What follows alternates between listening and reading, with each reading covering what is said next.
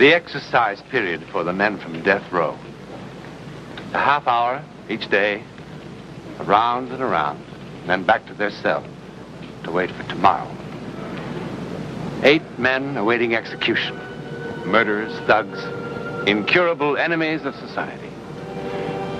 7 of them wait with a stolid acceptance of the inevitable. The 8th does not. He cannot. He doesn't understand the events that brought him here, and neither does anyone else. But they happened. They were quite impossible, but they happened. You see, each of us is brought up from a tiny child to believe and to rely only upon the evidence of our 5 senses. Now, that's the trouble.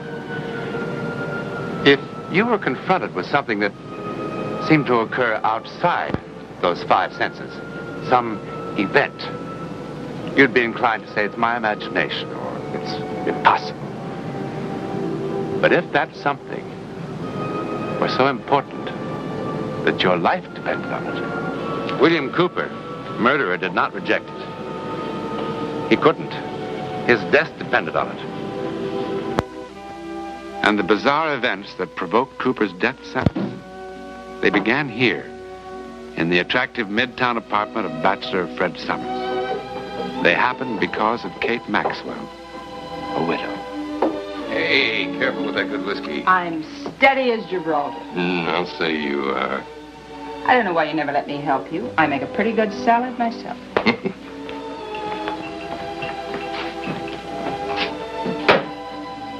I know why you always keep inviting me to dinner. Because you hate my cooking, right? Right. Right.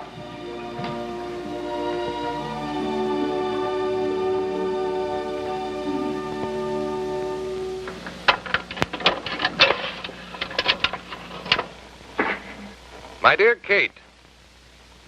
Oh, perhaps you'd better sit down for this. I've quite a bit to say. Well, go on, sit down. I decided to record this because I never seem to do a very good job in person. Maybe with just me talking, and you not able to answer back with your peculiarly female logic, I'll get somewhere. Now, as I calculate it, to date, I have asked you to marry me at least 347 times, conservatively. And you've never said no. But, well, although you strike me as an otherwise bright young woman, you've never said yes either. Now, just in case they've escaped you, my qualifications are as follows. Health, clear of eye and sound of limb. Habits, steady and dependable. Prospects, first rate. Intelligence, way above average. And, as you can see, modest to a fault. I am, in short, a good scout. Trustworthy, loyal, obedient, cheerful, thrifty, brave, clean, and reverent. A prize catch for any clean-limbed, straight-thinking American woman. Darling Kate,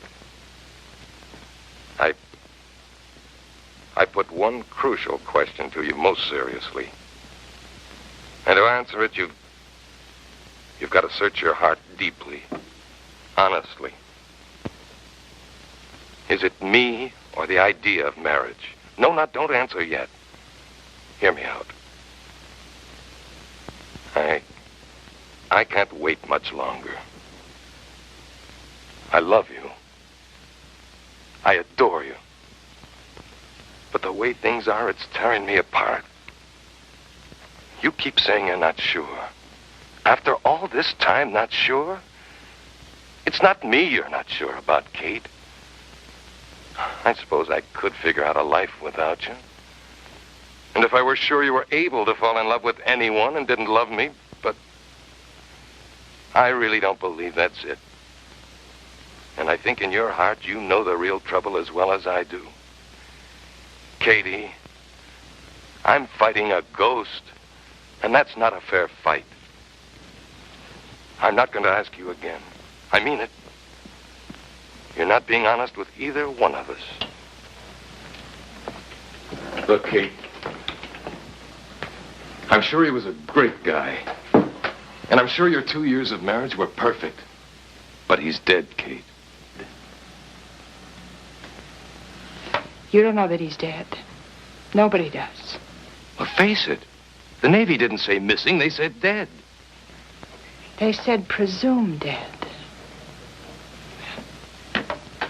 I don't presume it. You don't? You don't, or you don't want to? Look, when a man goes down in the middle of the Pacific, thousands of miles from any land, and they only find wreckage, and 3 years pass. Sure. Write him off. Draw a line through his name and make believe that he never existed. That's the thing, isn't it? You think loving someone else, being happy without Jim, is somehow disloyal. It isn't that you don't know in your bones that he's dead and gone. It's disloyal. You're confused, Kate.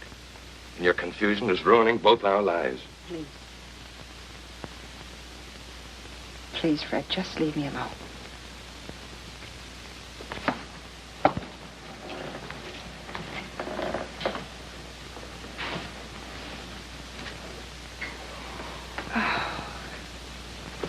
Kate, do you think he wants you to shut yourself off from life? He knew the kind of work he was in and knew it would happen at any time. He must have said as much to you, didn't he? And he must have told you if it did happen, to let go of him. Didn't he?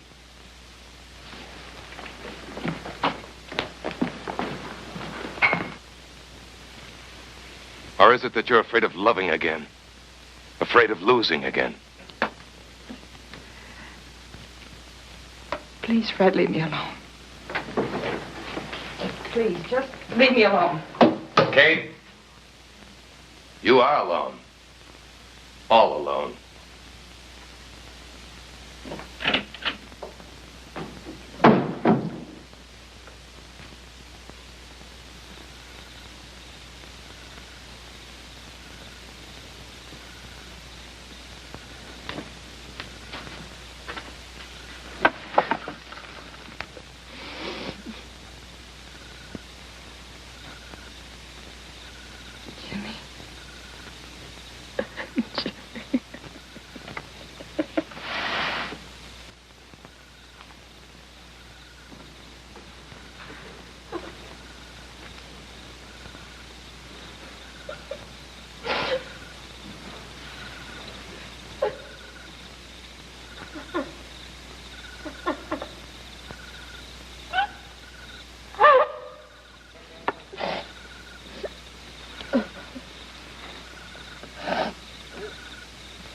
Crying? Not on a beautiful night like this. Did something frighten you? I bet I know. You're lonely. Or this kind of a night with the moon going in and out behind clouds. It sort of gives you a funny feeling inside. Restless. You know what I mean.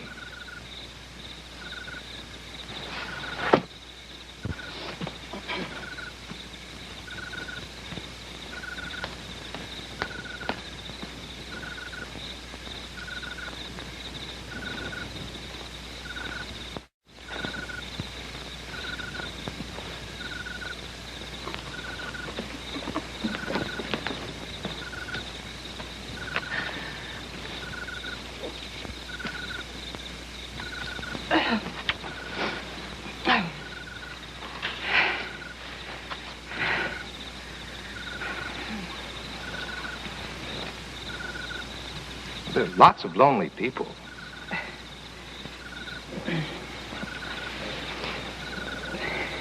I'm lonely, too.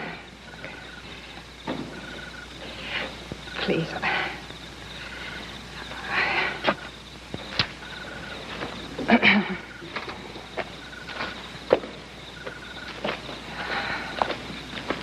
Are you going for a walk or walk in the park? I'll walk with you.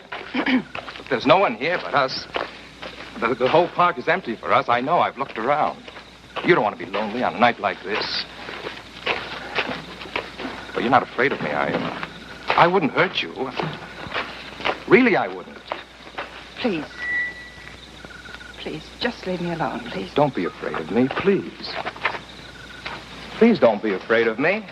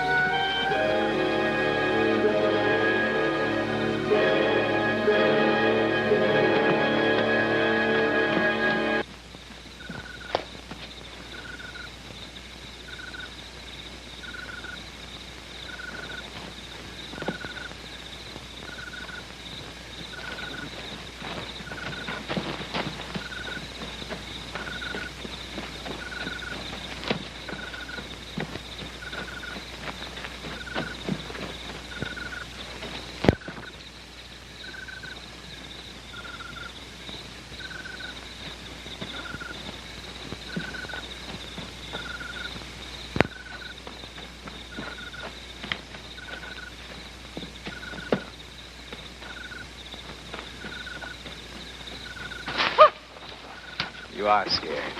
You are!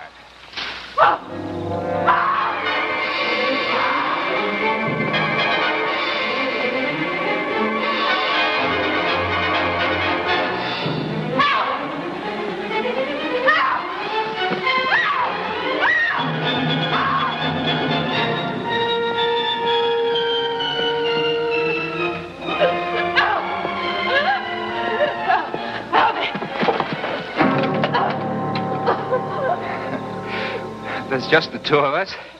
Nobody to cause any trouble. It's perfect, don't you see? It's perfect. That's my girl. That's my girl. Don't scream. It's all right. There's no one to hear it, no one to enjoy it but us. Go on, scream. Oh, Jimmy. Help me, Jimmy. Jimmy, help me, help me, help me. Please help me. Jimmy, help me, help me. Help me. Oh, Jimmy.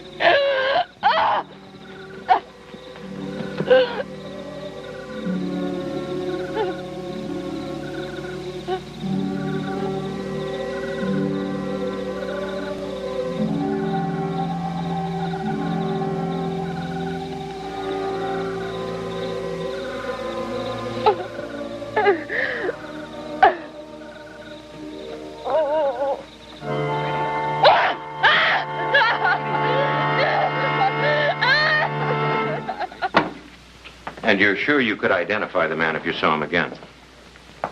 Yes, of course. And the description of the clothes and so on, you don't want to change any of that? No.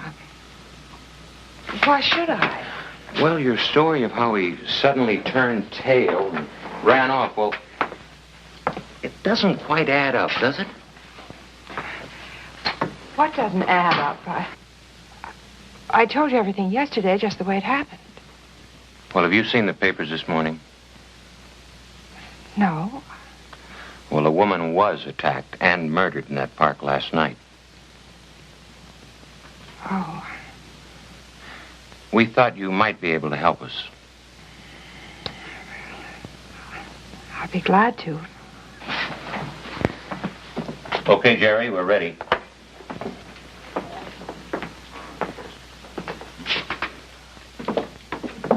We picked up a few suspects. I want you to have a look at them. All set? Yes, sir.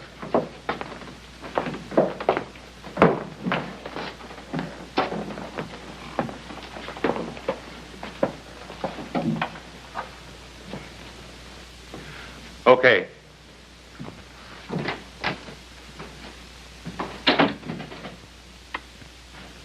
Okay?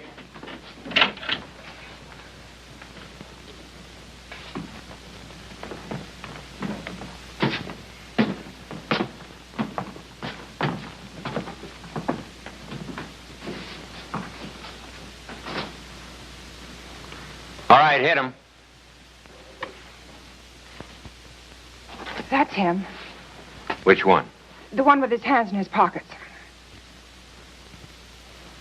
All right, Jerry. All right, Cooper. You stay where you are.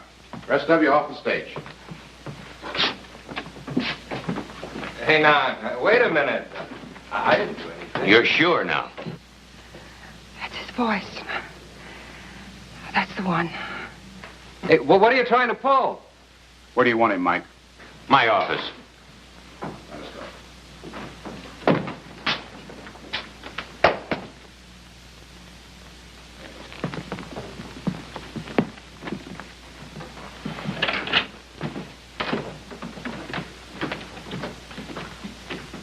Any objections to facing him again? Not here. All right, fine.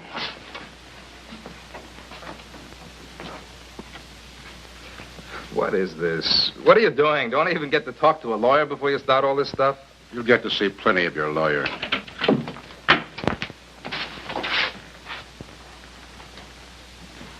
All right, let's get on with the inquisition. Well, the newspapers are going to hear about this when I get out of here. You believe me. Did you ever see this young woman before, Cooper? No. That's funny. She's seen you the night before last in the park. She couldn't have. Why not? Because I wasn't there. Where were you? taking a ride in the country. Alone? No, I had a girl with me. What was her name? How do I know? I picked her up. Well, we'll go into that later if we have to. I don't think we will. Look, what are you going to do with my hair and fingernails? I don't understand that. You still insist you've never seen this young woman before? Look, I don't think you got a right to do this sort of stuff until I first talk to my lawyer. Well, it's her word against yours. Under the circumstances, I don't expect yours will be very good in court. What circumstances? You just picked me up taking a walk in the park last night. Well, she says she saw me there the night before last. I don't understand what you're trying to prove anyway, even if I admitted I was there the other night, which I don't. Well, it won't matter one way or the other. I was just curious. We'll have a statement ready for you to sign in a few moments. Statement? Oh, look, you've got nothing on me, because there's just nothing to have. Well, the dead woman had a few of her murderer's hairs clutched in her hand, and there were deep scratch marks in her face and her throat. Your hair and the material from your fingernails are under the microscope in the lab for comparison. You can't prove anything from hair. Then why are you lying about being in the park the night before last when she saw you?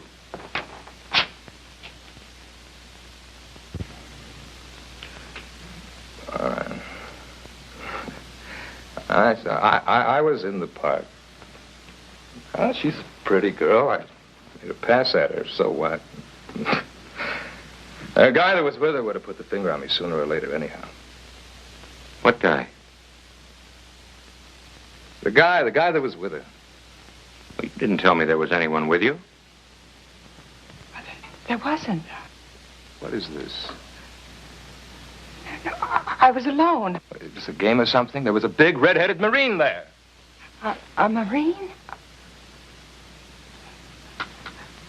What are you talking about? Come on, lady. He was standing right next to you. He was 6'3" or 4", easy. What kind of routine is this? Everything fits.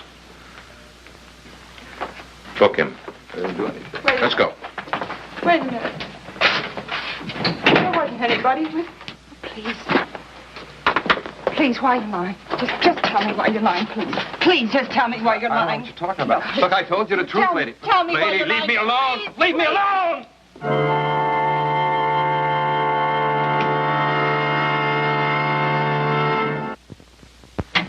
What now? Mrs. Maxwell wants to ask you a few questions. Who says I've got to answer? Please. The man you say you saw beside me in the park. Oh, lady, are you on that please, again? Please, just look at this picture. Yeah, that's him, the guy who's in the park. So what?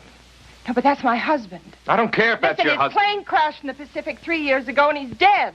I don't know anything about that. All I know is that he was there in the park. Him. Can I go now? Well, why not?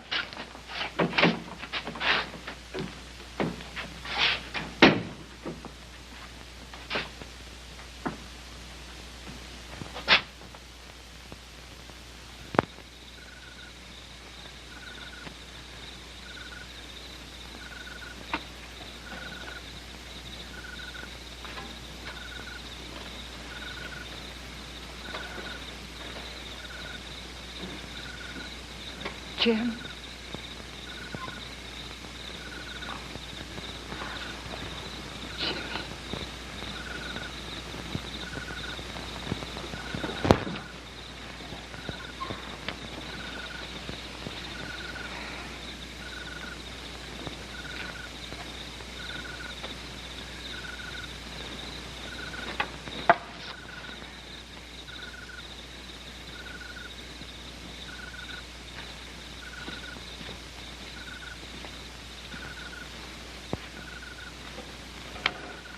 Kate, I read about you tonight in the paper. I tried to reach you. Finally, I tried the police. I talked to that Lieutenant Walton. I kind of had a feeling you'd be here tonight. They tell you what happened? Yes. Cooper swore that he saw Jim. Do you understand that? No, dear. There's so many things I don't understand. The important thing is, what does it mean to you?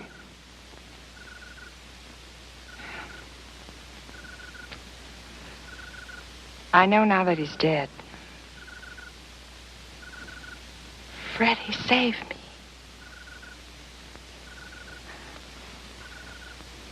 Why didn't he let me see him?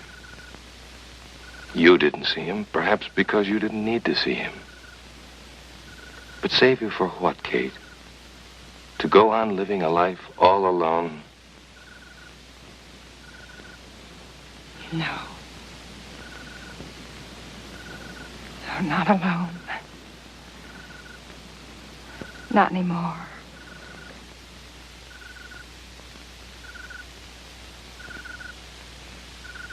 None of us is really certain whether our so-called hallucinations are real or fancied.